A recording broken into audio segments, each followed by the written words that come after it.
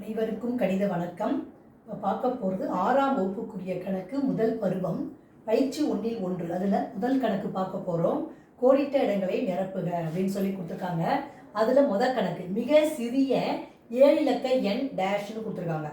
ஆக்சுவலாக மிக சிறிய நம்பர் ஓர் இலக்கத்தில்னு பார்த்தோம்னா 1. அதே மாதிரி மிக பெரிய ஓர் இலக்க என்ன இது 9ன்னு சொல்லுவோம். அப்போ இப்போ கேட்கப்பட்ட கேள்வி சிறிய 7 இலக்க எண்ணுன்னு கேட்டிருக்காங்க. அப்போ என்ன செய்வோம்? சிறிய நம்பர்னா 1 7 இலக்கம். அப்போ 1 போட்டுட்டோம். அப்போ 6 பூஜ்ஜியத்தை போட்டுக்கிறோம்.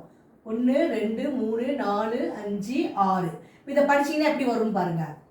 1 10 100 1000 10000 லட்சம் 10 லட்சம். அப்போ இந்த மிக சிறிய 7 இலக்க எண் என்பது 10 லட்சம். அடுத்த கணக்கு பாருங்க. மிகப்பெரிய 8 இலக்க எண். அப்போ பெரிய நம்பர்னாவே என்ன சொல்லியிருக்கோம்? 9. அப்போ 8 இலக்க எண் அப்படின்னு கொடுத்துருக்காங்க மிகப்பெரிய. அப்போ 9 வந்து 8 9ஐ எடுத்து எழுதிக்கோங்க. 2 3 4 5 6 7 8 8 9ஐ எழுதிட்டோம். இப்போ கமா போட்டு எழுதுனோம்னா 1 10 100 கமா 1000 10000 லட்சம் 10 லட்சம் கோடி. அப்போ 9 கோடியே 99 லட்சத்து 99,999. அதுதான் வந்து மிகப்பெரிய 8 இலக்க எண். அடுத்த கொஸ்டின் பாருங்க. இப்போ கமா நம்ம போட்டுப்போம், கமா போடலை. இப்போ பார்த்தீங்கன்னா இந்த இடத்துல என்ன கேட்டிருக்காங்க? இந்த நம்பர் கொடுத்துருக்காங்க. 1 10 100 1000 10000 லட்சம் 10 லட்சம் 70,5380 அப்படிங்கிற ஒரு நம்பர் கொடுத்துருக்காங்க. என்ற எண்ணில் 5இன் இடமதிப்பு 1 10 100 1000. அதாவது 5இன் இடமதிப்பு 5000. 5000 என்பது இந்த கணக்குக்குரிய விடையாகும். 5000. அடுத்த கணக்கு பாருங்க.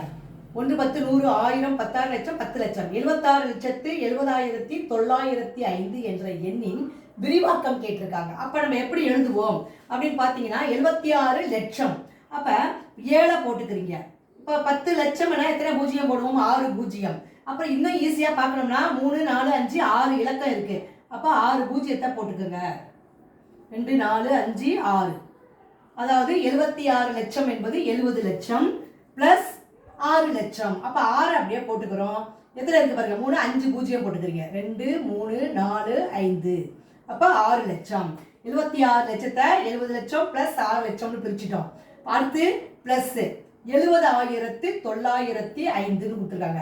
அப்போ 7 போட்டுக்கோங்க. 70,000. எத்தனை பூஜ்ஜியம் போடணும்? 4 பூஜ்ஜியம்.